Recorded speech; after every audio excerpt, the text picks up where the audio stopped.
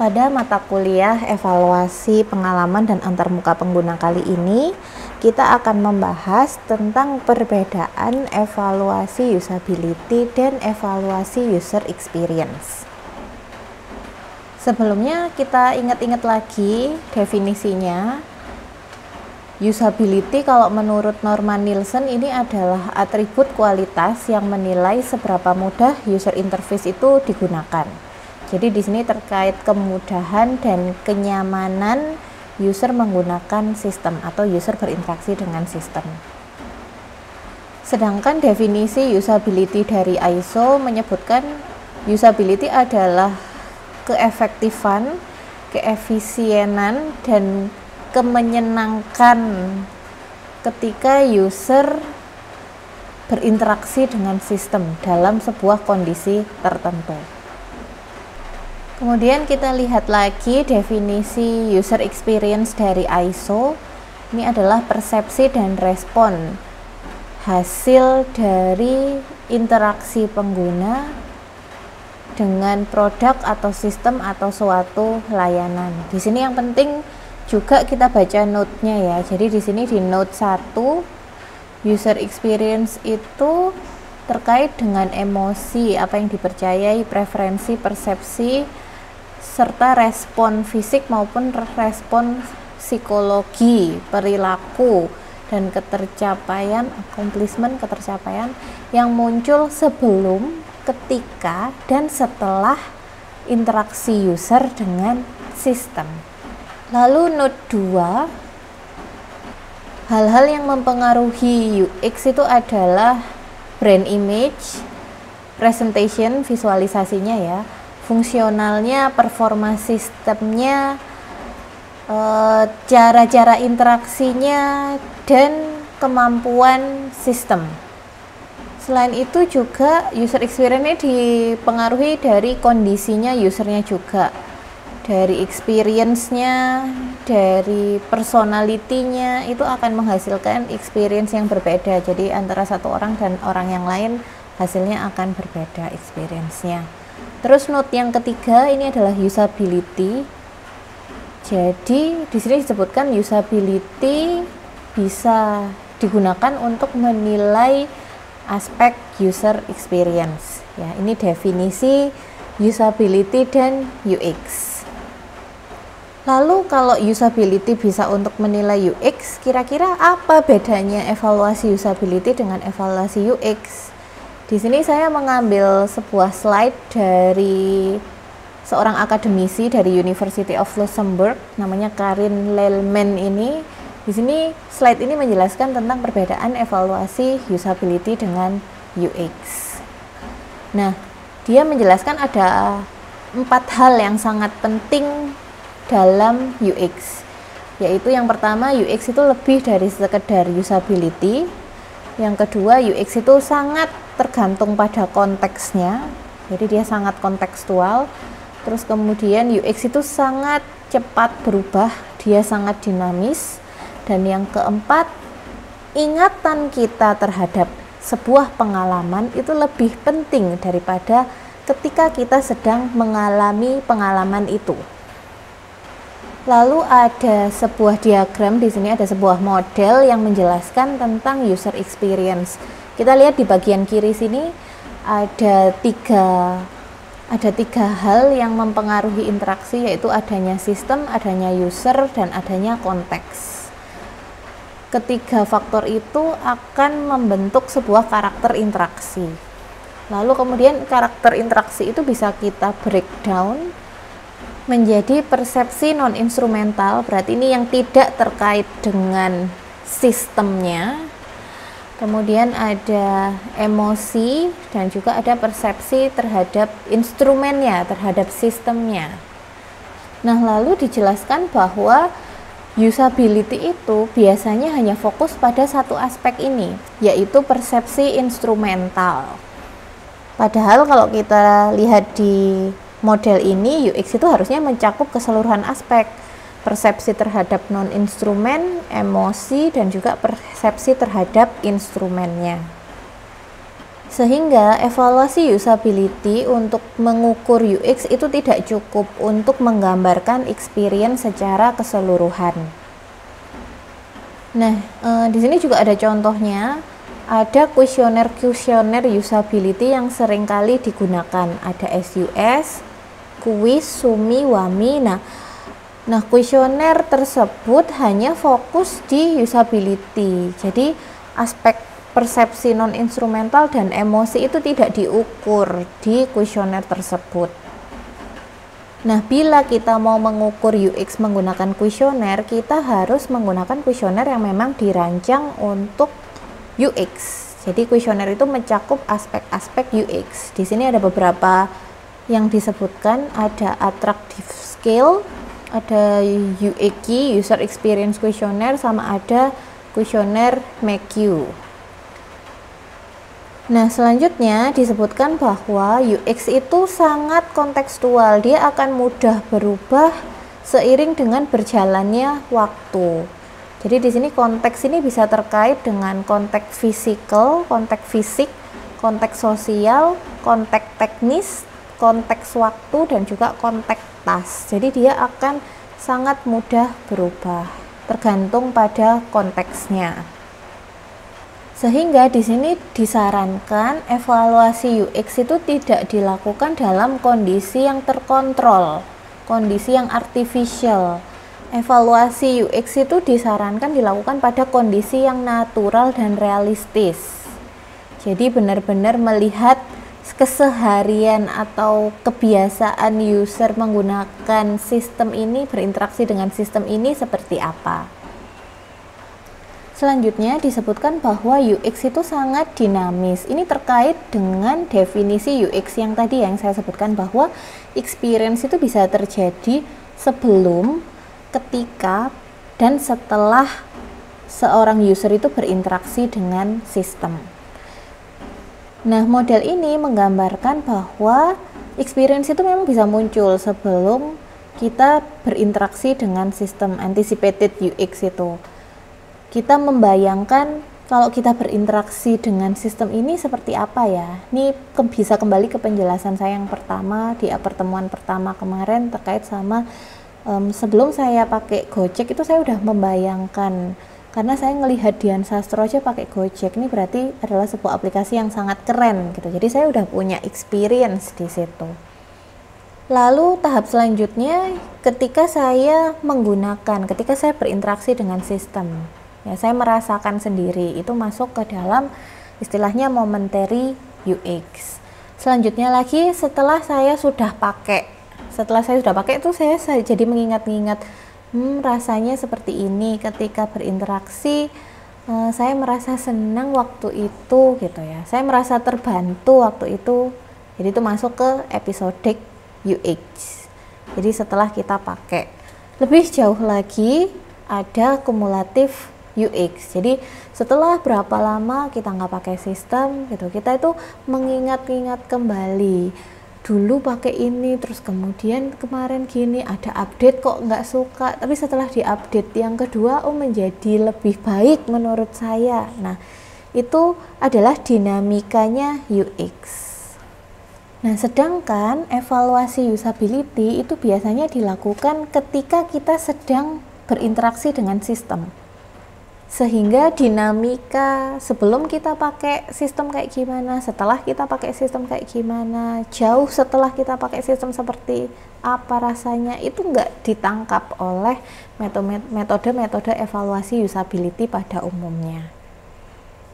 Padahal disebutkan di awal slide tadi bahwa ingatan kita terhadap sebuah experience itu lebih penting daripada ketika kita sedang mengalami experience itu sendiri.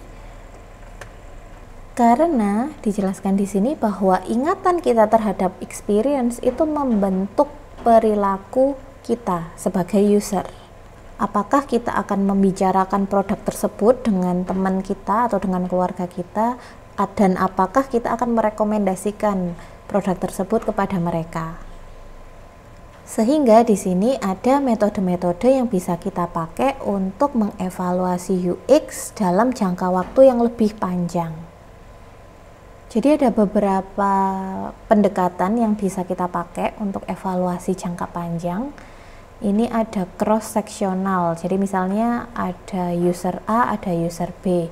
User A kita evaluasi di awal dia pakai sistem atau sebelum dia pakai sistem.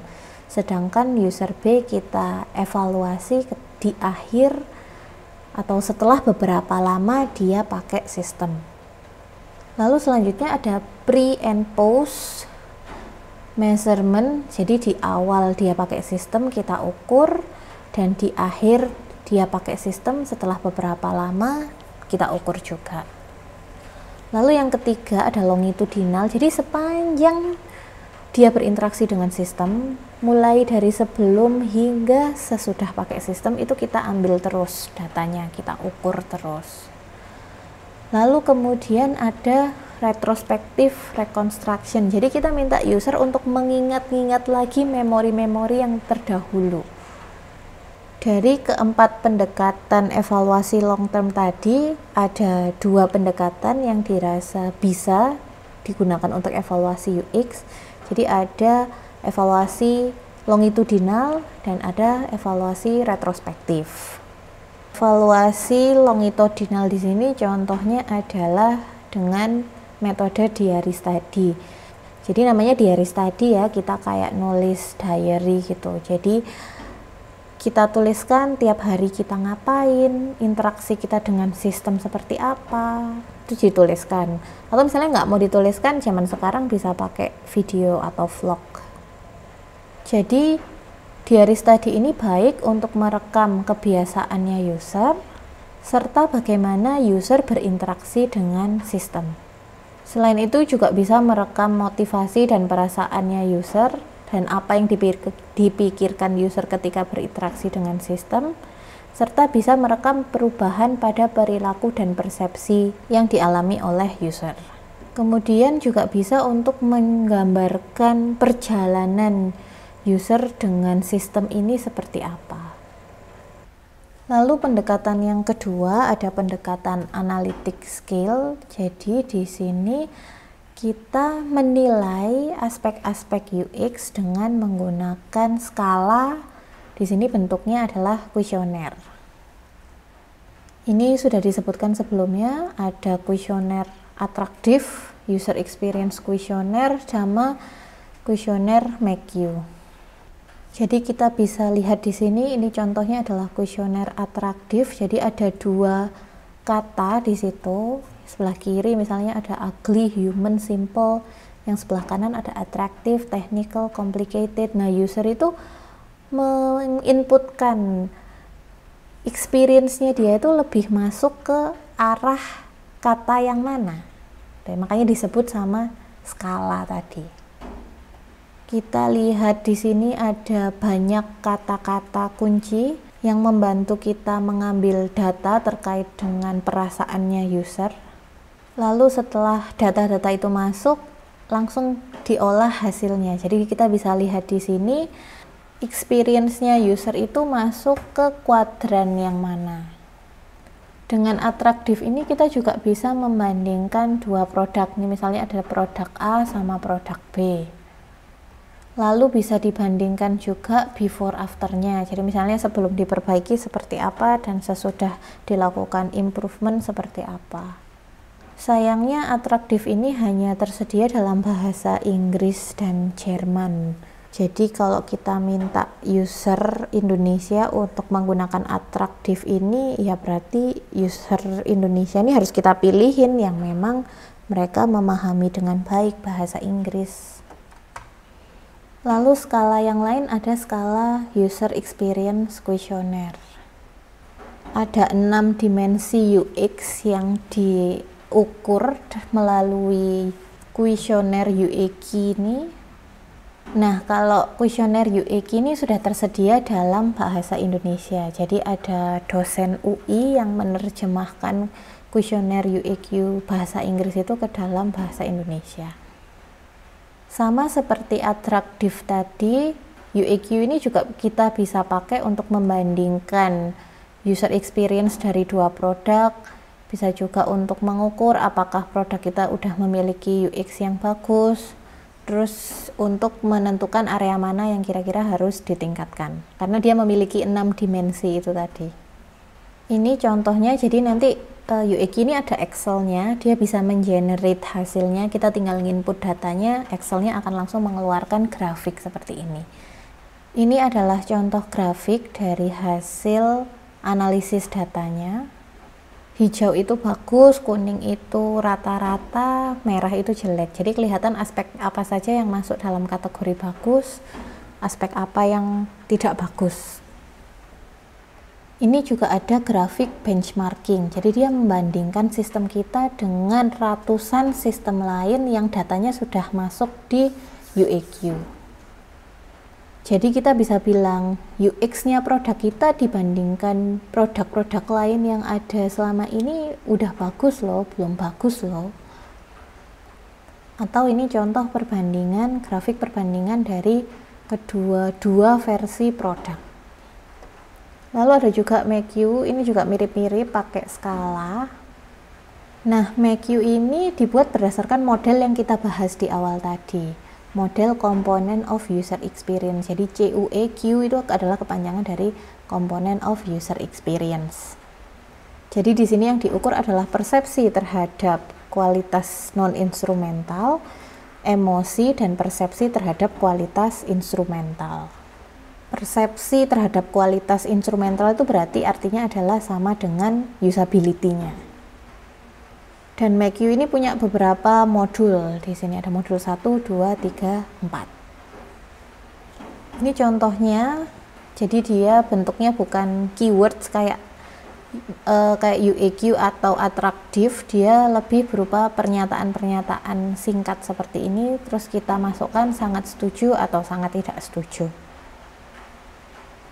Nah, yang terakhir ini UX curve, ini adalah retrospektif, pendekatan retrospektif. Jadi kita meminta user mengingat-ingat pengalaman-pengalaman yang terdahulu. Jadi namanya UX curve ini, kita minta user untuk menggambarkan kurva.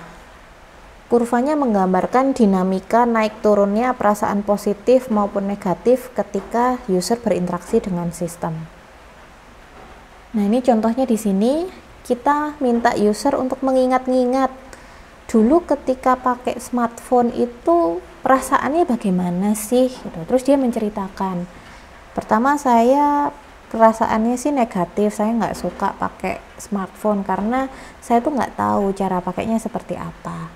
Tapi setelah pakai, saya merasa fitur pemutar musik itu sangat menyenangkan buat saya, apalagi ada jack headphone-nya, tapi keyboardnya itu kecil-kecil gitu sehingga saya susah ngetiknya, tapi browsernya mudah digunakan. Tapi saya pernah pakai kalkulator, itu posisinya aneh banget gitu, sehingga itu masuk ke pengalaman yang negatif. Nah kayak gitu, jadi kita minta user menceritakan pengalamannya ketika awal berinteraksi dengan sistem hingga selesai dia berinteraksi dengan sistem. Itu yang disebut dengan retrospektif. Jadi kita minta user mengingat-ingat kembali. Nah, kalau tadi satu user, kita kumpulkan sekarang dari banyak user. Yang disarankan sih jumlahnya 20. Kita kumpulkan dari banyak user, terus kita lihat apakah kecenderungan kurvanya meningkat pengalamannya, apakah kecenderungannya menurun pengalamannya. Nah, jadi dengan itu kita bisa menggambarkan dinamikanya, perubahan experience-nya seiring dengan waktu seperti apa. Itu tadi penjelasan tentang perbedaan evaluasi usability dan UX. Usability adalah bagian dari UX, tapi untuk mengukur UX, mengukur usability saja tidak cukup.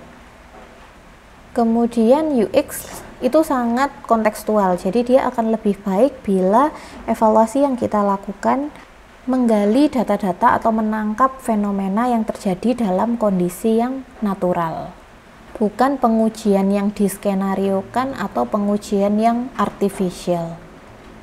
Lalu UX itu sangat mudah berubah, dia sangat dinamis, dan ada beberapa periode dalam pembentukan experience. Sehingga evaluasi UX idealnya tidak hanya dilakukan ketika user berinteraksi dengan produk, tapi sebelum, ketika, dan setelah user berinteraksi dengan sistem. Karena ingatan atau memori terhadap experience itu lebih penting daripada ketika experience itu dirasakan. Tadi juga sudah saya jelaskan beberapa metode-metode evaluasi UX. Semoga dengan penjelasan ini kalian terbuka wawasannya terhadap perbedaan evaluasi usability dengan UX.